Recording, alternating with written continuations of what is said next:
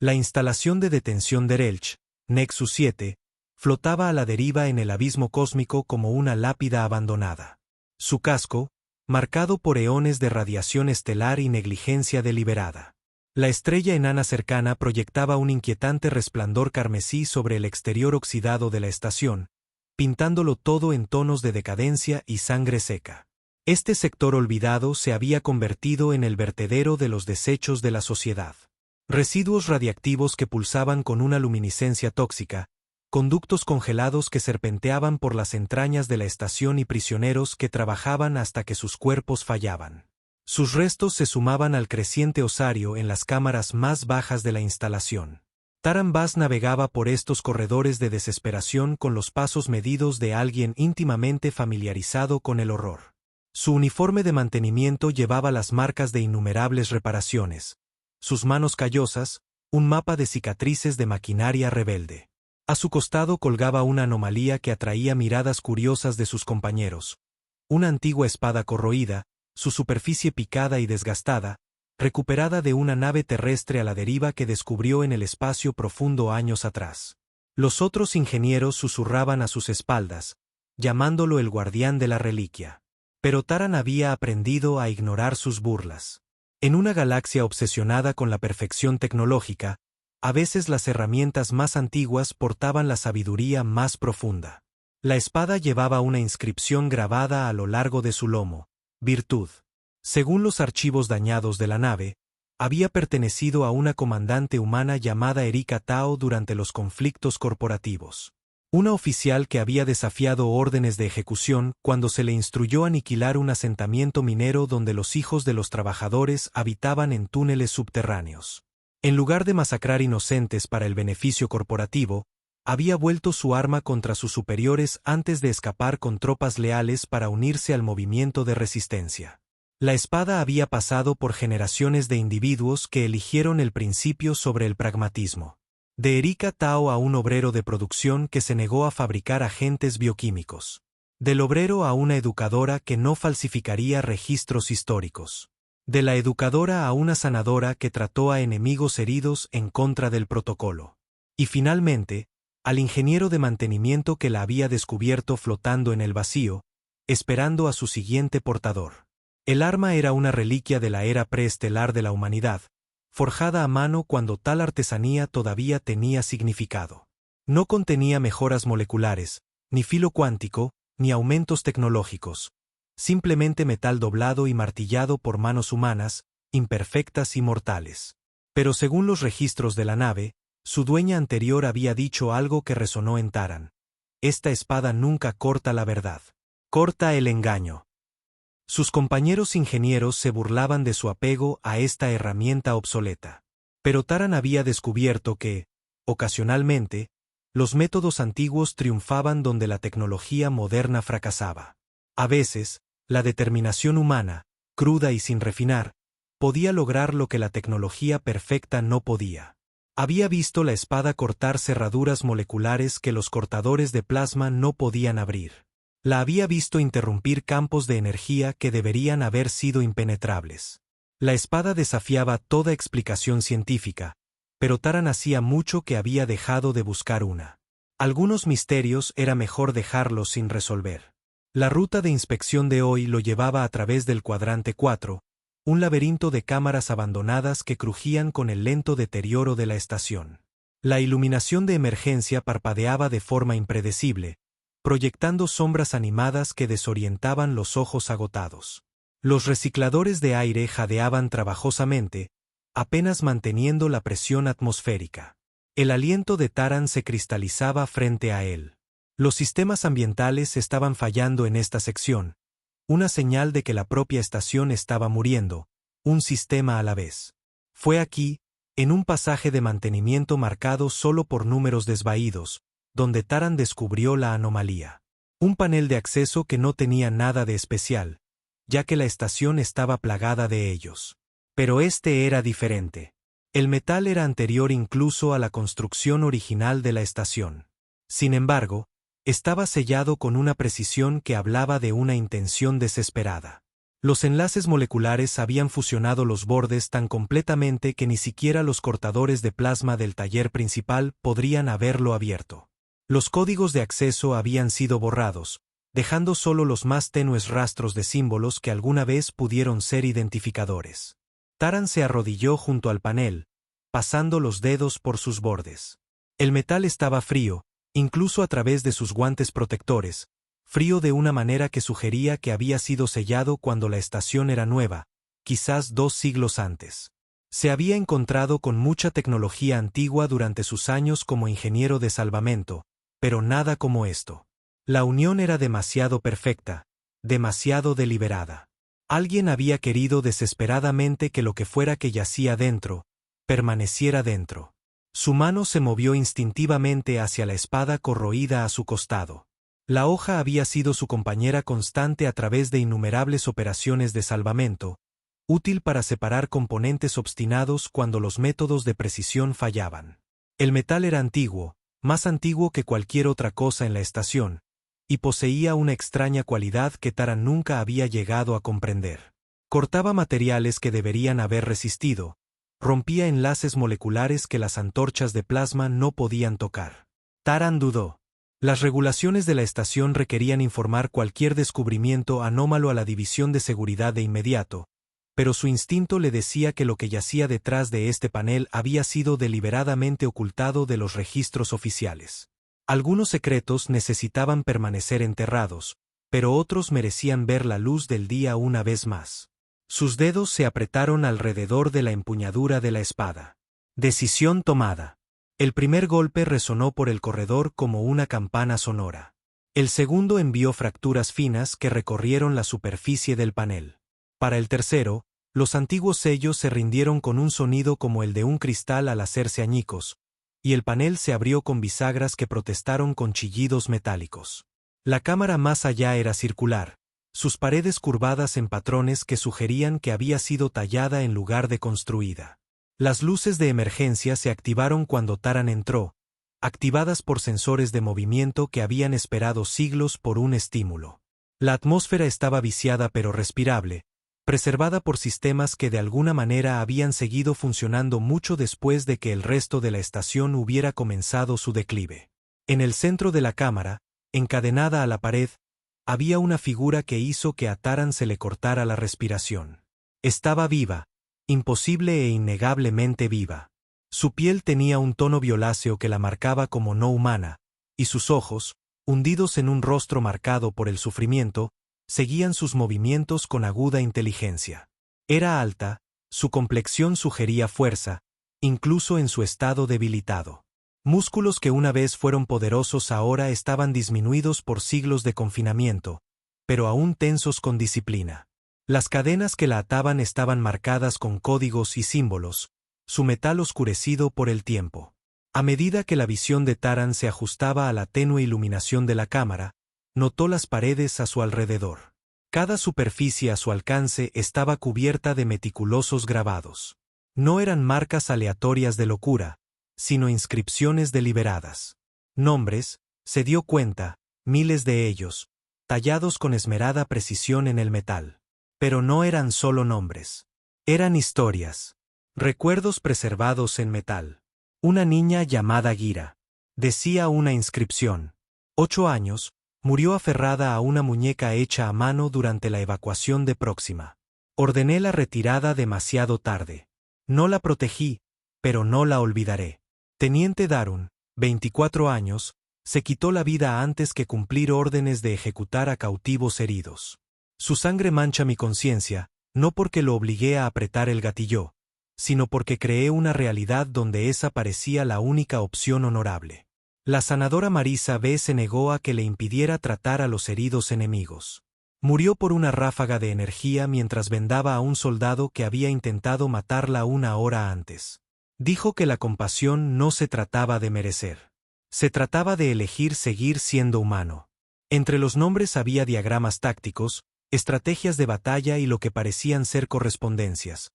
Mensajes a personas que nunca los leerían, confesiones a fantasmas, promesas a los fallecidos.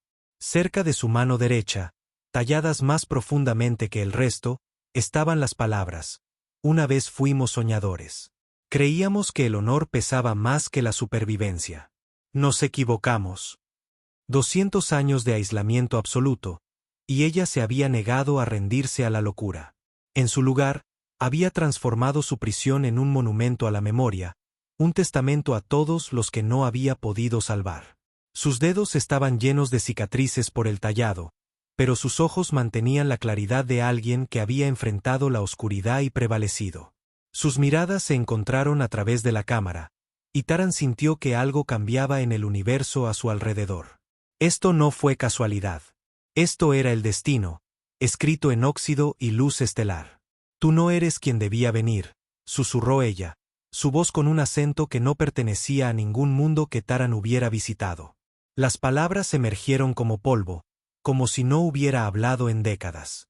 Taran se acercó con cautela, su mente de ingeniero catalogando detalles mientras su corazón se aceleraba. Las cadenas no se parecían a nada en su experiencia. El metal parecía cambiar y fluir bajo examen. Cerraduras moleculares diseñadas por mentes mucho más avanzadas que cualquier cosa en la galaxia actual. Sacó herramientas de su cinturón, realizó diagnósticos, probó implementos de corte. Nada funcionó. Las cadenas absorbían energía, redirigían la fuerza, se adaptaban a cada intento. La desesperación lo llevó a intentar lo imposible. Desenvainó la espada corroída, esa reliquia de la rebeldía humana, ese símbolo de elegir la conciencia sobre la conveniencia, y tocó con su hoja uno de los eslabones de la cadena. Las avanzadas cerraduras moleculares, diseñadas por las mentes más grandes de un imperio galáctico, se desmoronaron como ceniza ante el crudo acero terrestre, forjado por manos humanas. La ironía no pasó desapercibida para ninguno de los dos. La tecnología más sofisticada de la hegemonía, deshecha por la simple herramienta de alguien que una vez tomó la misma decisión que esta prisionera había tomado siglos atrás. La mujer miró la cadena caída, luego a Taran. Sus ojos hundidos se abrieron con algo que podría haber sido esperanza. ¿Cómo? Exhaló. A veces, dijo Taran en voz baja, aplicando la hoja a los grilletes restantes. Los viejos métodos recuerdan lo que los nuevos olvidan. Cada toque hacía que otro eslabón se convirtiera en polvo. 200 años de encarcelamiento deshechos por una espada que nunca había olvidado el peso de una elección moral.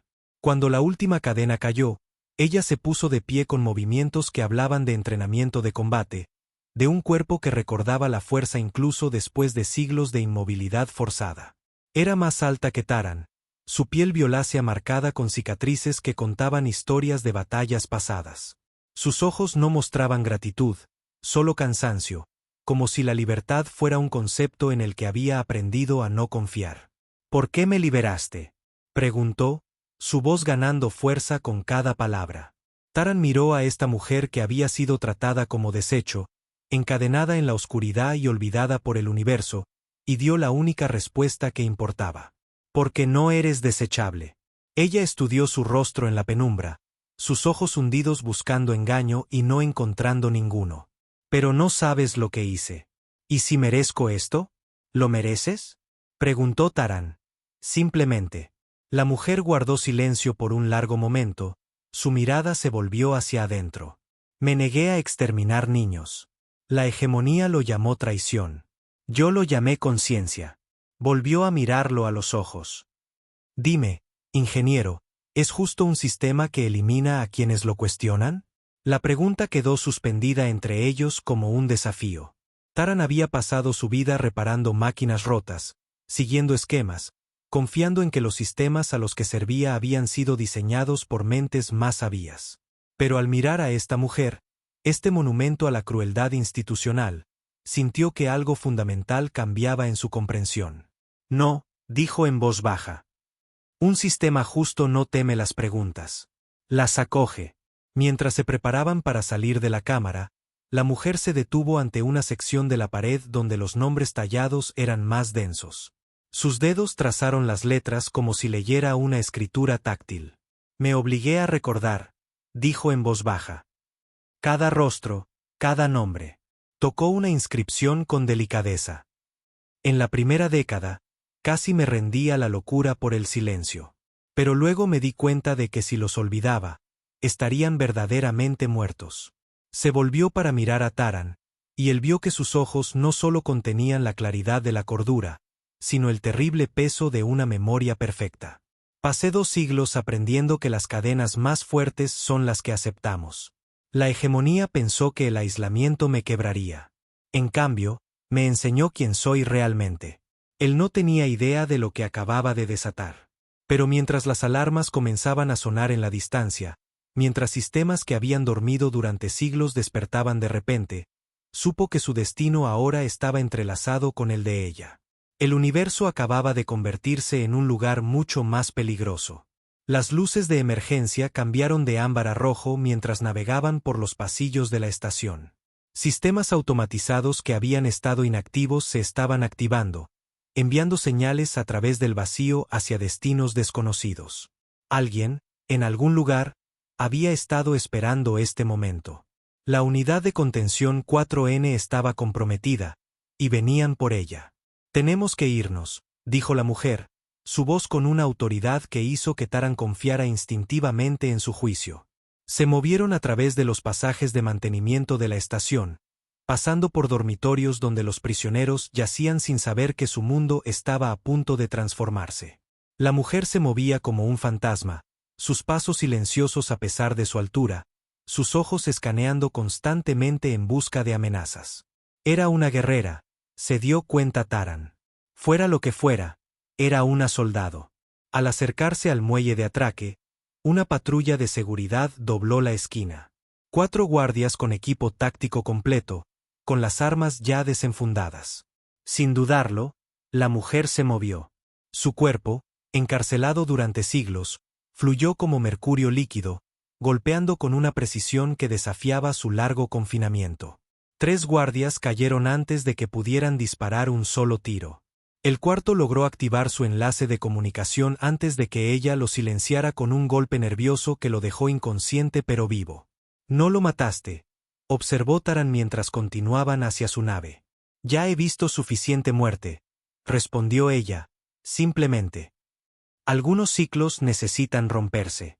Fue en los estrechos confines de la nave de transporte personal de Taran, mientras se preparaban para partir, que finalmente reveló su identidad.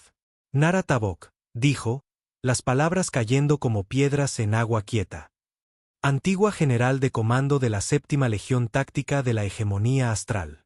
Las manos de Taran se congelaron sobre los controles de navegación. Ese nombre, incluso él, un simple ingeniero que trabajaba en los territorios fronterizos, había oído susurros sobre él. La hegemonía astral había dominado este sector durante milenios. Sus guerreros de piel violácea eran temidos en una docena de sistemas estelares. Y el linaje Tavok. «Pensé que eras una prisionera», dijo con cuidado. Lo era. Su voz llevaba el peso de años de decisiones que le habían costado todo. Después de que se negara a cumplir una orden. La historia surgió en fragmentos mientras su nave despejaba el muelle de la estación y aceleraba hacia el sistema exterior. La orden había venido de los niveles más altos de la estructura de mando de la hegemonía. Eliminar un campamento de refugiados en el mundo en disputa de Próxima.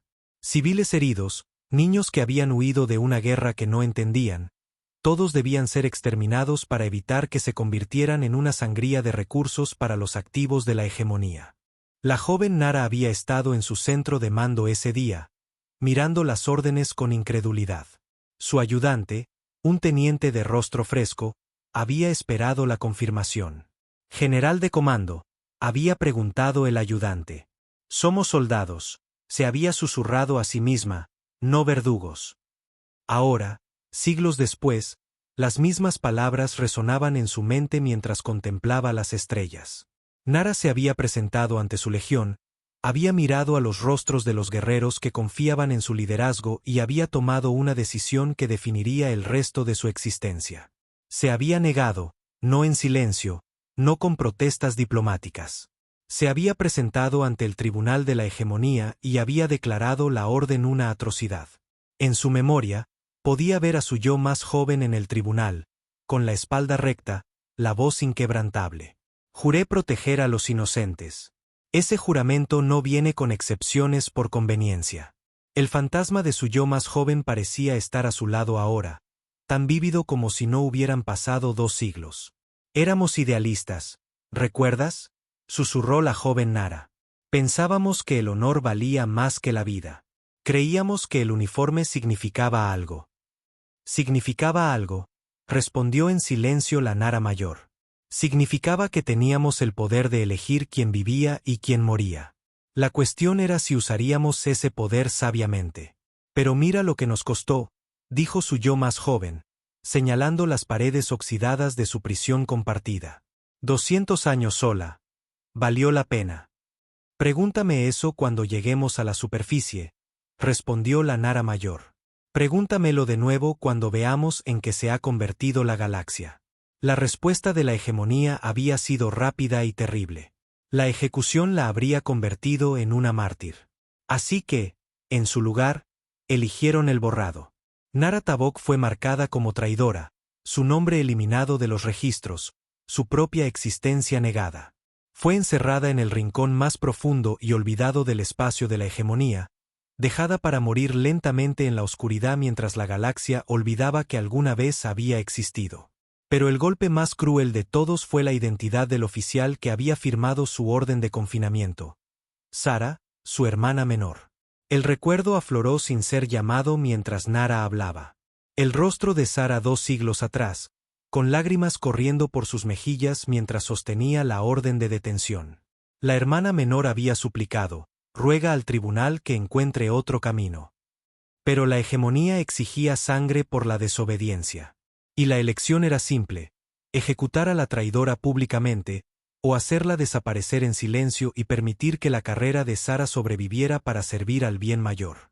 No puedo firmar esto, había susurrado Sara esa noche, sus manos temblando mientras sostenía el estilete. Entonces fírmalo por la estabilidad, había respondido el alto árbitro. Tu hermana eligió su camino. Ahora tú debes elegir el tuyo. La hegemonía necesita un liderazgo fuerte. El pueblo necesita creer en el orden. Una muerte o millones en una guerra civil. Tú decides. Sara había firmado no por ambición, sino por terror.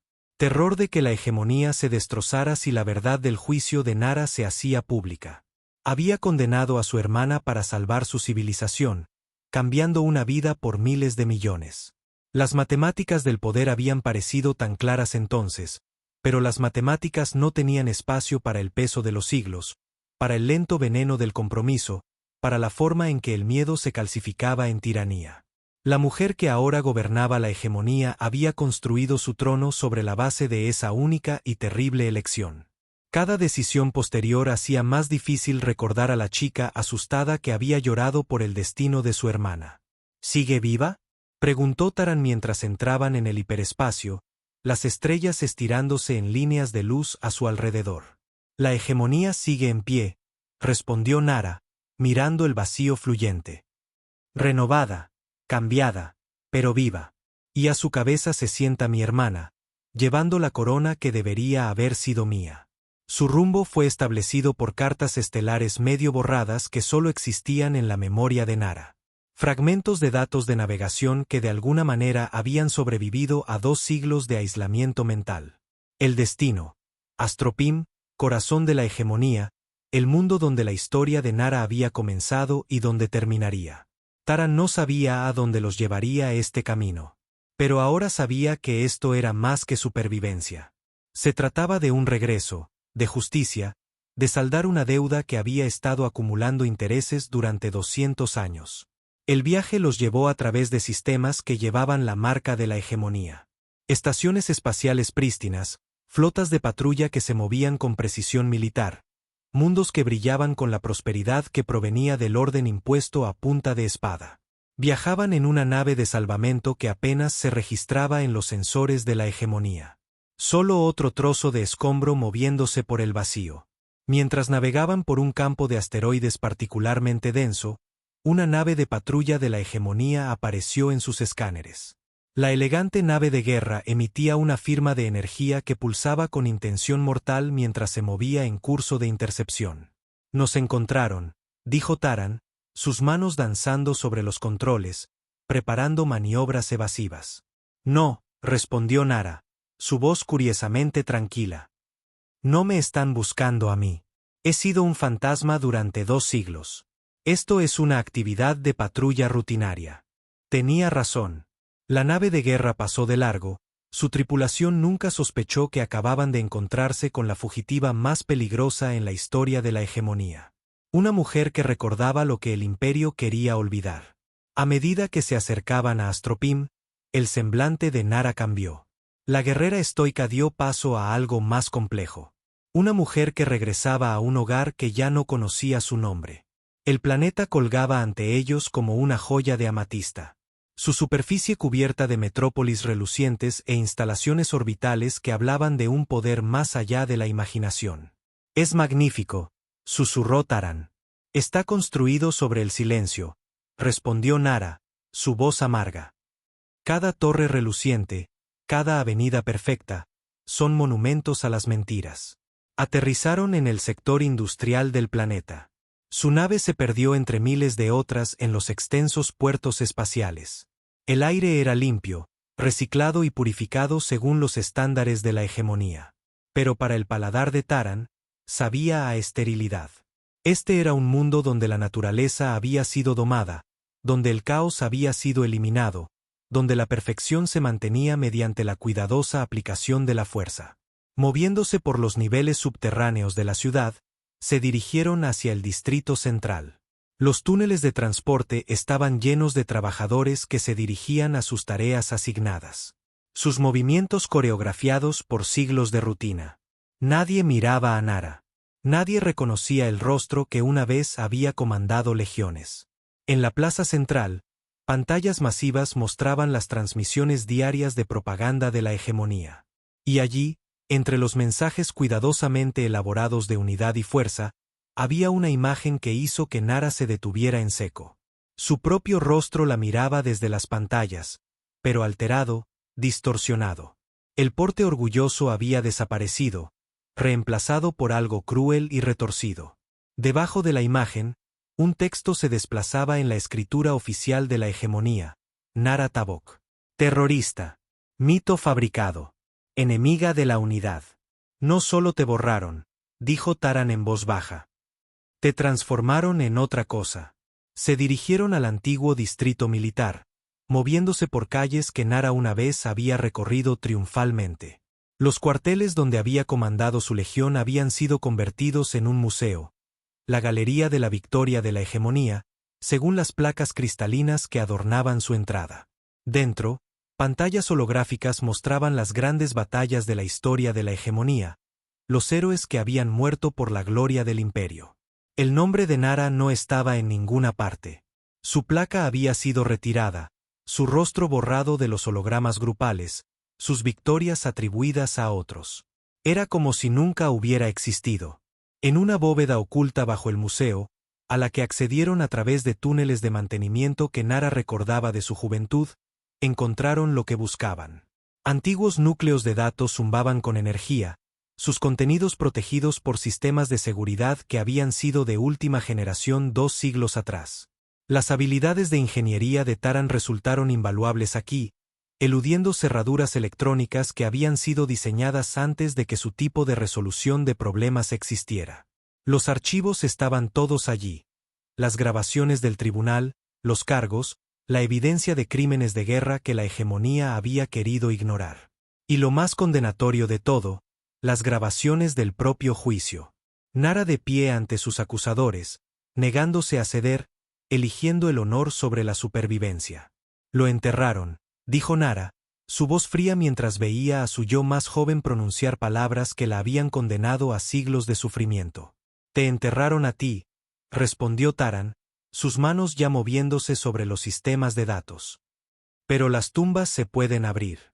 Las redes de información de la hegemonía estaban demasiado vigiladas como para permitir una infiltración directa. Pero Taran había aprendido otros métodos durante sus años en los territorios fronterizos. Si no podían inundar las redes, inundarían las calles. La verdad se extendería como un virus, pasaría de mano en mano, de mente a mente, hasta alcanzar una masa crítica. Comenzaron con los enfoques más simples. Fragmentos de datos copiados a mano en película reciclada. Frases clave garabateadas en las paredes de los callejones con marcador luminiscente que se desvanecía. Las palabras se extendieron como la pólvora por el submundo de la ciudad. Ella vive. Se negó a matar. La verdad yace enterrada. Fue en el café de un distrito obrero donde la conocieron. Mila, de apenas 20 años, con ojos que ardían con el feroz idealismo de la juventud. Había sido una de las primeras en reconocer los grafitis por lo que eran, organizando reuniones clandestinas donde los trabajadores compartían los fragmentos, reconstruyendo la historia como arqueólogos que reconstruyen un artefacto destrozado. «Sé quién eres», le susurró a Nara durante su tercera reunión clandestina.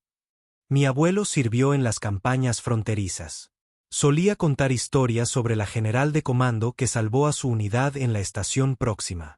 Dijo que era la única oficial que se preocupaba más por sus soldados que por su carrera». Nara estudió el rostro de la joven, viendo en él la misma esperanza desesperada que ella misma había albergado una vez. «Eso fue hace mucho tiempo. Ya no soy esa persona». «No», dijo Mila con firmeza. «Eres algo mejor. Eres la prueba de que algunas personas nunca se quiebran». Mila se convirtió en su voz en las redes clandestinas, organizando la distribución de la verdad con la pasión de alguien que nunca había conocido un mundo donde los héroes no fueran borrados de la historia. Compuso baladas, melodías inquietantes que llevaban fragmentos de la historia de Nara, cantadas en los cuarteles de los trabajadores y en reuniones de estudiantes, extendiéndose como virus a través del orden perfecto de la hegemonía. En la oscuridad, las cadenas no pueden sujetar lo que nunca debió morir. Ella se negó, y en esa elección hizo que las mismas estrellas respondieran. La maquinaria de propaganda de la hegemonía estaba diseñada para controlar flujos masivos de información, no para detener susurros en rincones oscuros. Los grafitis aparecían de la noche a la mañana, demasiado pequeños y dispersos para que las autoridades los rastrearan. Surgieron canciones en los distritos obreros. Letras que parecían inocentes hasta que conocías el código. Los veteranos comenzaron a reunirse en rincones tranquilos, compartiendo recuerdos que habían sido oficialmente olvidados. Dirigida por una joven cuya voz llevaba 2 siglos de verdad suprimida, en un taller apartado bajo una fábrica abandonada, la red de disidentes de Mila creó tecnología prohibida. Impresores neuronales que podían transferir recuerdos directamente de mente a mente. Con estos dispositivos, la historia de Nara podía ser compartida en su forma más pura, no como palabras que podían ser tergiversadas, sino como experiencia vivida que nunca podría ser borrada. Cada persona que recibía sus recuerdos se convertía en un archivo viviente, un repositorio humano de la verdad prohibida. «Sueño con verte de pie en la luz», le dijo Mila a Nara una noche mientras preparaban la fase final de su plan. «No como un fantasma, sino como quien realmente eres. Una heroína que la galaxia recuerda en lugar de olvidar».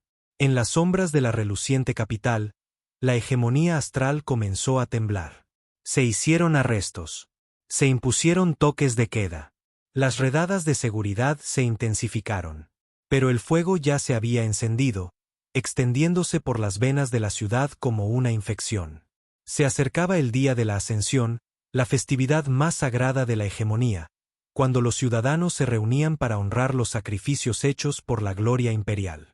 Sara Tabok se dirigiría a la nación desde la plaza central.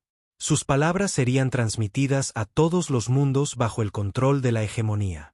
Sería el momento perfecto para revelar la verdad que había estado enterrada durante 2 siglos. En las horas previas al amanecer, mientras hacían los preparativos finales en el túnel de mantenimiento bajo la plaza, Nara se sentó en silencio, sus manos descansando sobre la espada corroída. El arma permanecía envainada. No la había desenvainado desde que rompió sus cadenas. Esto no se trataba de guerra, no de conquista. Se trataba de la verdad. Taran la observaba en la tenue luz de emergencia, notando cómo su respiración se había estabilizado, cómo sus hombros se habían enderezado. Parecía una soldado preparándose para la batalla. Pero había algo más en su postura. Una extraña paz, como si ya hubiera aceptado lo que fuera que viniera. «Taran», dijo en voz baja, sin mirarlo. «Si no regreso de esto, ¿contarás nuestra historia?». La pregunta quedó suspendida en el aire como una plegaria. Él quería decirle que sobreviviría, que escaparían juntos, que esto no era una despedida. Pero ambos conocían las matemáticas del momento.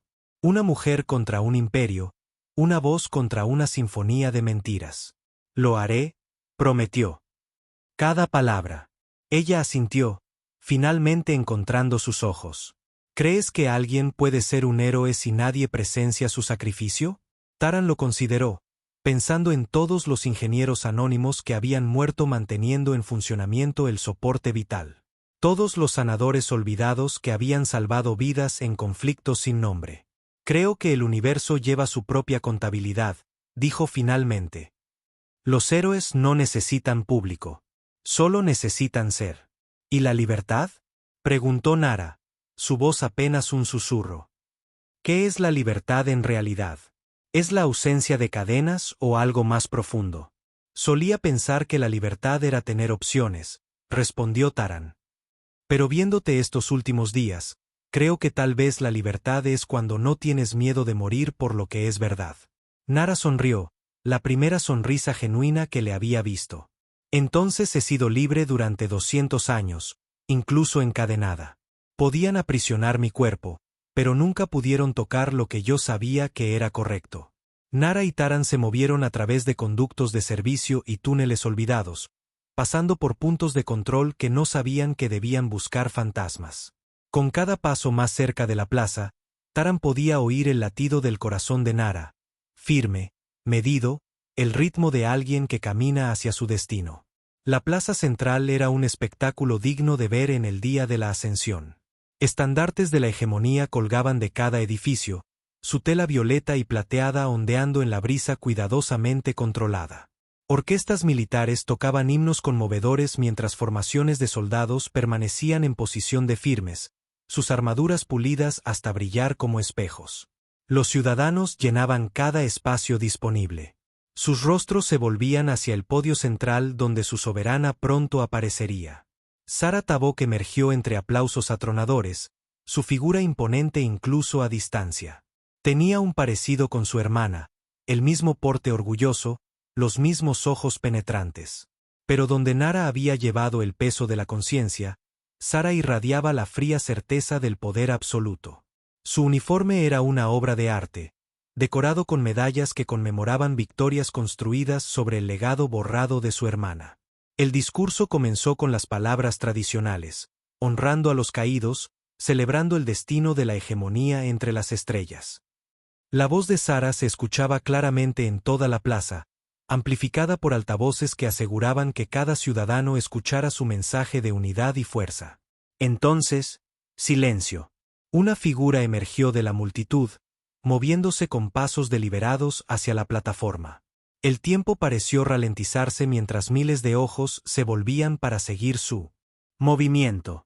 Las fuerzas de seguridad reaccionaron, las manos moviéndose hacia las armas, pero algo en su porte los hizo dudar. No caminaba como una asesina, sino como alguien que llega a una cita largamente pospuesta. El latido del corazón de Nara retumbaba en sus oídos mientras subía los escalones. Cada pisada resonaba en el repentino silencio, el único sonido en una plaza que contenía la respiración.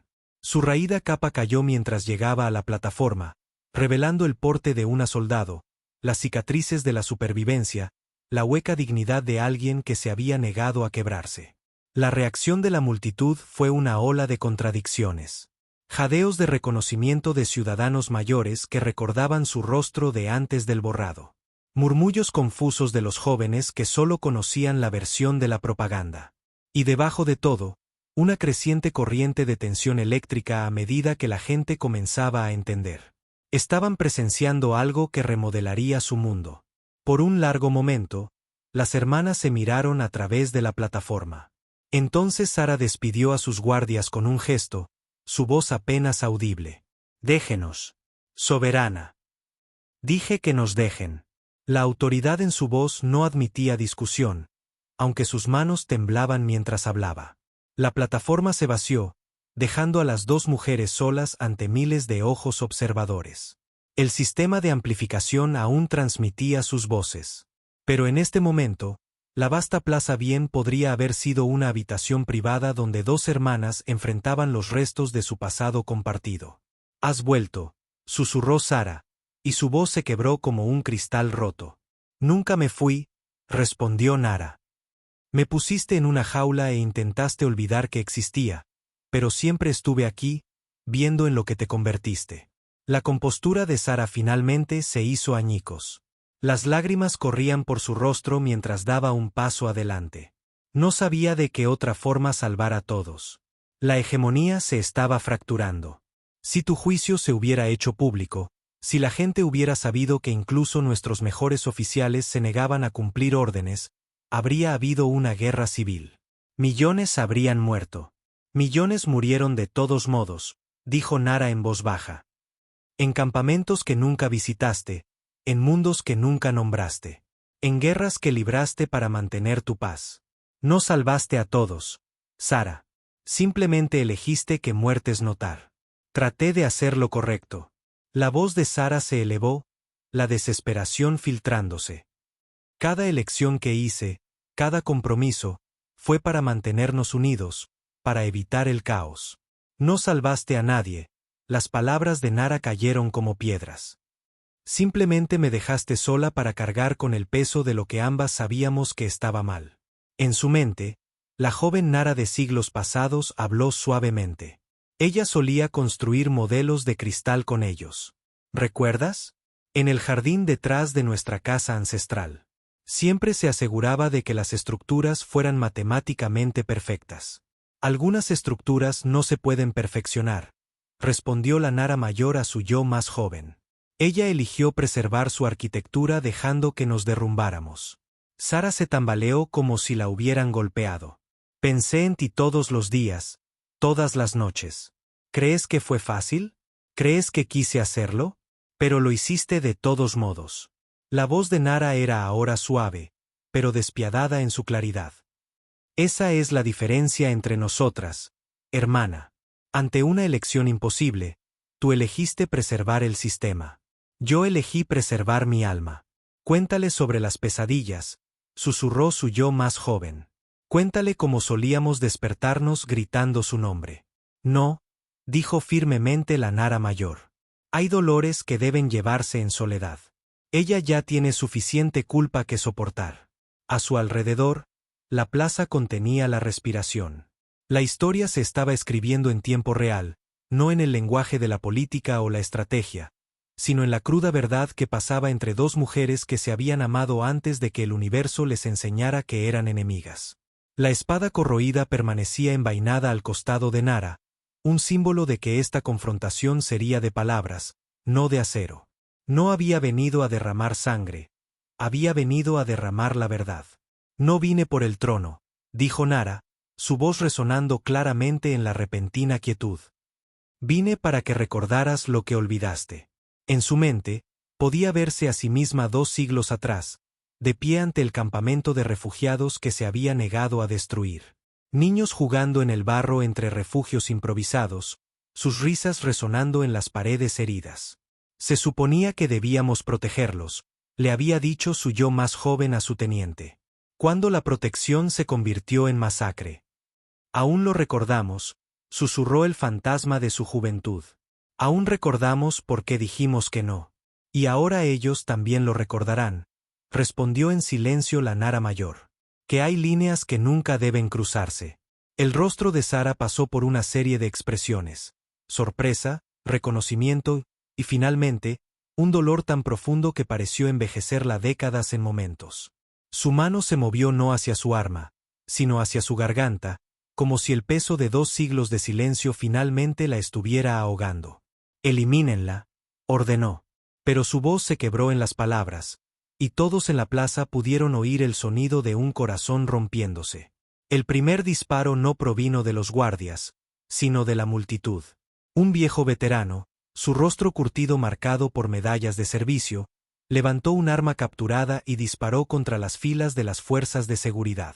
Luego otro civil se unió a él, y otro, hasta que la plaza explotó en un caos. Taran luchó junto a Nara mientras las tropas de la hegemonía intentaban restaurar el orden. La espada corroída, virtud, Se movía como luz líquida en sus manos. Su antiguo metal cortaba la armadura moderna como si fuera papel. Cada golpe enviaba pedazos de trajes de batalla avanzados que caían al suelo, revelando a los asustados soldados debajo. La espada que una vez se había negado a cortar carne inocente, ahora cortaba solo las mentiras que protegían la tiranía. En medio de la batalla, Mila apareció al lado de Nara, su joven rostro brillante de una alegría feroz. «Está funcionando», gritó por encima del caos. «Toda la ciudad se está levantando. Están cantando tus baladas en cada distrito». Un rayo de energía surcó el aire entre ellas. Nara giró, levantando a Virtud para desviar otro disparo, pero el francotirador de la hegemonía ya había ajustado su puntería. El siguiente rayo apuntaba directamente al pecho de Nara. Mila se movió sin pensar, lanzándose hacia adelante. La ráfaga de energía la alcanzó de lleno en el torso, su cuerpo sacudiéndose con el impacto. Cayó contra Nara, sus ojos ya vidriosos por el shock. «Soñé con ver un mundo donde no fueras un fantasma», susurró Mila, con sangre espumando en sus labios. «Donde fueras la heroína que recordaban en lugar de la que olvidaron». Su mano encontró la de Nara, apretando con fuerza menguante. «¿Ayudé a que fuera real?» «Sí», dijo Nara, acunando la cabeza de la joven mientras la vida se escapaba de sus ojos. «Lo hiciste real». A su alrededor, la batalla arreciaba. Trabajadores arrojando sus herramientas y recogiendo armas. Estudiantes enlazando sus brazos y cargando contra las líneas policiales. Incluso algunos soldados de la hegemonía dudaban, reacios a disparar contra su propia gente. Pero para Nara, el mundo se había reducido al peso de una joven idealista que había muerto creyendo en un futuro que nunca vería. No estaban luchando para ganar. Eso habría sido imposible contra el poderío de la hegemonía. Estaban luchando para ser vistos, para existir, para demostrar que algunas verdades no podían ser borradas, sin importar cuán profundamente estuvieran enterradas. Y ahora, para honrar el sacrificio de aquellos que creían que la libertad valía la pena morir. Cuando los ojos de Mila se cerraron por última vez, una extraña energía pareció fluir de su cuerpo hacia el de Nara. El impresor neuronal que la joven llevaba se activó, transfiriendo no solo sus recuerdos, sino sus esperanzas, sus sueños, su feroz creencia en un futuro mejor. Nara jadeó cuando la avalancha de emociones la inundó. La infancia de Mila, su primer encuentro con las historias prohibidas, su despertar gradual a la injusticia que la rodeaba. En la muerte, la joven se había asegurado de que su espíritu viviera, llevado dentro de la misma persona que había inspirado su rebelión. La batalla se extendió por la plaza a medida que más ciudadanos se unían al levantamiento. El humo comenzó a velar el cielo mientras los incendios estallaban en todo el distrito. Las sirenas de emergencia aullaban como las voces de los condenados, y la celebración cuidadosamente orquestada se convirtió en una pesadilla de violencia y revelación. La perfecta fachada de la hegemonía se agrietó y sangró, revelando la brutalidad que siempre había acechado debajo. Sara desapareció en el caos, llevada por su guardia personal a algún lugar seguro donde pudiera planear su respuesta. Pero su ausencia hablaba más fuerte que cualquier palabra. La soberana de la hegemonía astral había huido de una hermana que creía a salvo y enterrada. Cuando el humo finalmente se disipó, la plaza estaba rota. Mármol destrozado yacía esparcido por un suelo manchado de sangre. Los estandartes de la hegemonía colgaban en jirones, sus orgullosos símbolos reducidos a trozos de tela que ondeaban al viento como banderas de oración por los caídos. Nara había sobrevivido a la batalla inicial, pero mientras Taran la ayudaba a través de los túneles de escape, pudo sentir la humedad extendiéndose por su espalda. Quemaduras de energía, profundas y despiadadas, habían encontrado su objetivo. Llegaron a una casa segura en el distrito industrial, pero ambos sabían que se estaba muriendo. «¿Cuánto tiempo?», preguntó, su voz firme a pesar del dolor. «Días», admitió Taran. Su honestidad de ingeniero, brutal pero necesaria. «Quizás menos». Ella asintió, sin sorpresa. «Entonces necesito escribir». Durante 3 días y 3 noches, mientras su fuerza menguaba como una marea que se aleja de la orilla, Nara escribió, no en papel, sino directamente en un núcleo de datos portátil. Sus palabras fluían como sangre de una herida abierta. Contó toda la historia: el campamento de refugiados, la negativa, el juicio, los siglos de encarcelamiento. Pero más que eso, escribió sobre la elección, sobre los momentos en que cada alma debe decidir quién es realmente. A quien encuentre esto, escribió, no soy su heroína. No soy su mártir. Simplemente soy alguien que aprendió que la libertad no es algo que se toma. Es algo que se elige, una y otra vez, incluso cuando el costo es todo lo que amas. Una joven llamada Mila murió creyendo en un futuro donde la verdad importaba más que la comodidad. Nunca vivió para ver ese futuro, pero su fe en él lo hizo posible. Ha habido innumerables otros como ella. Personas que eligieron ponerse de pie cuando hubiera sido más fácil arrodillarse. Que cantaron canciones de resistencia cuando el silencio habría sido más seguro. Que murieron creyendo que su sacrificio plantaría semillas en corazones que nunca conocerían. La hegemonía quiere que creas que el orden requiere silencio. Que la paz exige el entierro de verdades inconvenientes. Están equivocados. La paz construida sobre mentiras es solo una guerra esperando a suceder. La única paz duradera proviene de enfrentar lo que hemos hecho, admitir nuestros fracasos y elegir ser mejores. Me negué a matar niños por conveniencia política. Por esto, fui borrada. Pero borrar no es lo mismo que destruir. Mientras una persona recuerde, mientras una voz diga la verdad, la luz seguirá ardiendo. No me conviertan en un símbolo. Tomen sus propias decisiones. Rompan sus propias cadenas. Canten sus propias canciones. Sean libres. En la cuarta mañana, Taran la encontró inmóvil y en paz, con el núcleo de datos aferrado en sus manos sin vida, su rostro con una expresión de tranquila satisfacción, como si finalmente hubiera dejado una carga demasiado pesada para que una sola persona la llevara. Taran tomó el núcleo de datos e hizo lo que cualquier buen ingeniero haría. Hizo copias, miles de ellas. Subió sus palabras a redes del subespacio, las transmitió en frecuencias de emergencia, las incrustó en manifiestos de envío e informes de mantenimiento. Los sensores de la hegemonía trabajaron frenéticamente para contener la propagación. Pero la verdad, una vez liberada, se mueve como la luz en el vacío. En semanas, la carta había llegado a todos los rincones del espacio de la hegemonía. Los trabajadores la leían en las salas de descanso de las fábricas. Los estudiantes pasaban copias impresas entre las aulas. Los veteranos la compartían en conversaciones tranquilas mientras tomaban algo.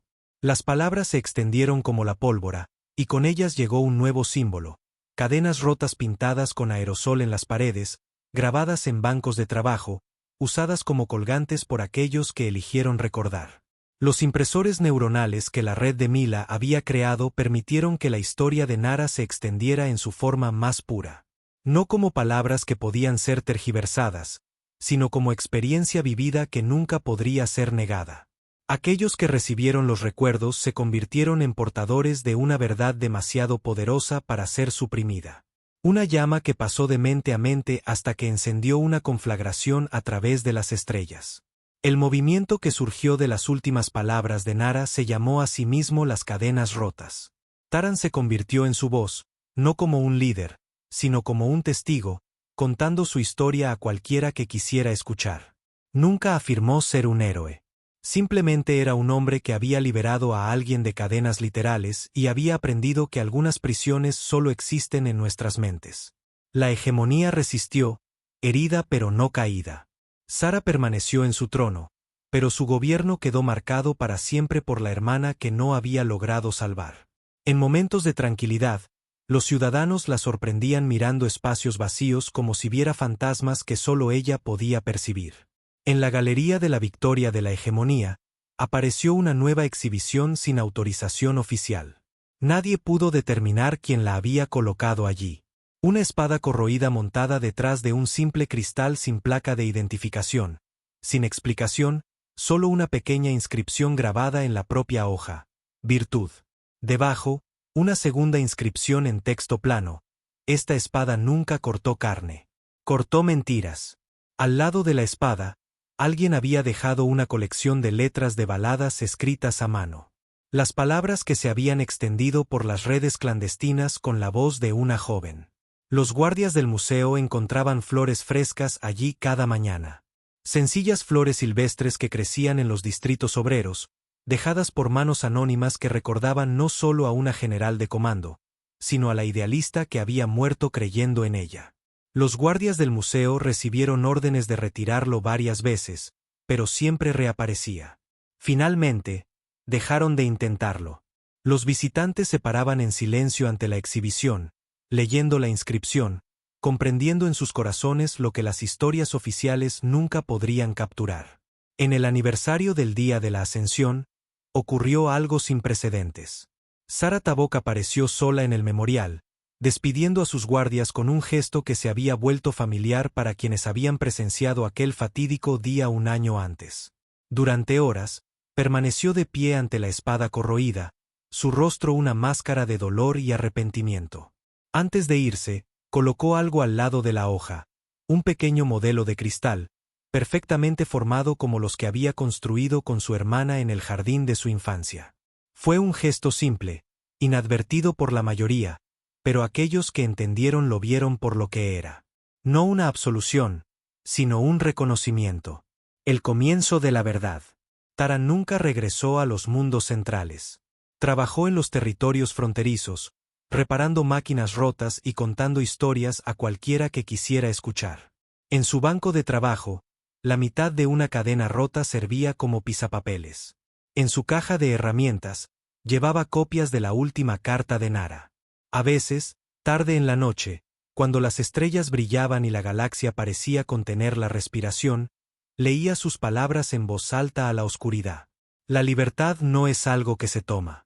Es algo que se elige, una y otra vez, incluso cuando el costo es todo lo que amas. La hegemonía había intentado enterrar a Nara Tabok 2 veces. La primera vez habían fallado porque las cadenas no podían retener su espíritu. La segunda vez fallaron porque algunas verdades, una vez dichas, nunca pueden ser silenciadas. Al final, había logrado algo más grande que la victoria, más duradero que la revolución. Había plantado una semilla en la conciencia colectiva de una galaxia. Y esa semilla crecería de maneras que nunca podría haber imaginado. 200 años de silencio, rotos por una voz que decía, no. 100 años después, en los archivos del Instituto Histórico Galáctico, los eruditos debatían la existencia de Nara Tabok. Los registros eran fragmentarios, contradictorios. Algunos afirmaban que era un mito, un símbolo creado por revolucionarios para justificar la rebelión. Otros insistían en que había sido real, señalando fragmentos de armas que llevaban la firma molecular del acero terrestre preestelar, evidencia arquitectónica de antiguas celdas de prisión, y la persistencia del movimiento de las cadenas rotas en docenas de mundos. La hegemonía astral seguía en pie, pero había cambiado, lenta e imperceptiblemente al principio, como una nave masiva alterando su curso. Las mismas estructuras permanecían, los mismos títulos y ceremonias, pero algo fundamental había cambiado en su alma. La disidencia ya no se borraba. Se estudiaba, se debatía, a veces incluso se adoptaba. La Academia de la Hegemonía ahora impartía un curso llamado Decisiones de Mando Éticas, donde los jóvenes oficiales estudiaban casos históricos de órdenes rechazadas y las consecuencias que siguieron. La transformación no había sido revolucionaria. Había sido evolutiva. Cada generación de líderes se enfrentaba a la pregunta, ¿qué diría la historia si elijo el silencio? Cada ciudadano preguntándose, ¿qué cadenas estoy aceptando que podría romper? En la Constitución de la Hegemonía, enmendada 3 veces a lo largo del siglo, había una cláusula que nunca antes había existido. Ninguna orden será considerada válida si viola la dignidad fundamental de la vida sensible. Y ningún oficial será castigado por negarse a cumplir tales órdenes tras la debida consideración. No era perfecto. No fue rápido. Pero fue un cambio. Del tipo que perdura porque crece desde adentro en lugar de ser impuesto desde afuera. En una pequeña aula del Centro Educativo de la Hegemonía, el mismo edificio que una vez albergó la Galería de la Victoria, una profesora mostraba a sus alumnos una grabación holográfica de aquel lejano día de la Ascensión. El plan de estudios había cambiado a lo largo de las décadas, Donde antes los estudiantes solo aprendían sobre victorias gloriosas, ahora estudiaban la ética de la elección como materia obligatoria. La grabación era de mala calidad, corrompida por décadas de copiado y recopiado. Pero los ojos de la mujer en la plataforma ardían con una claridad inconfundible. Una niña, de no más de 10 años, levantó la mano. Profesora, ¿por qué no tomó el trono? Podría haber gobernado la hegemonía, haberla hecho mejor. La profesora detuvo la grabación, estudiando la imagen congelada de una mujer que había elegido la verdad sobre el poder, la justicia sobre la comodidad, la libertad sobre la seguridad. Alrededor de la cintura de la mujer colgaba una espada corroída, virtud que nunca había sido desenvainada con ira, solo al servicio de la liberación. Porque entendió algo importante, dijo la profesora suavemente. No puedes ordenarle a alguien que sea libre. No puedes comandar la conciencia. Solo puedes enseñar a la gente por qué estas cosas importan y confiar en que tomen sus propias decisiones. Otro niño habló. Pero la hegemonía sigue aquí. ¿Fracasó? ¿Lo hizo? Preguntó la profesora. Miren a su alrededor. Hace 100 años, cuestionar la autoridad era traición. Hoy, es parte de su educación. La hegemonía no desapareció. Aprendió. A veces, la mayor victoria no es destruir a tu enemigo, sino ayudarlo a convertirse en algo mejor. El niño miró la imagen, tratando de entender. En los ojos hundidos de la mujer, vio algo que los libros de historia ahora podían capturar mejor que antes. La terrible belleza de una elección hecha no por gloria o venganza, sino por la simple verdad de que algunas cosas son más importantes que la vida misma. ¿Su hermana la perdonó alguna vez? Preguntó otro estudiante. Creo, dijo la profesora en voz baja, que ambas se perdonaron mutuamente. Pero, más importante aún, la hegemonía aprendió a perdonarse a sí misma por necesitar que le enseñaran lo que realmente significaba el honor. Cuando la lección terminó y los niños salieron, charlando sobre sus tareas sobre momentos históricos de elección moral, la profesora se quedó atrás, mirando la imagen congelada.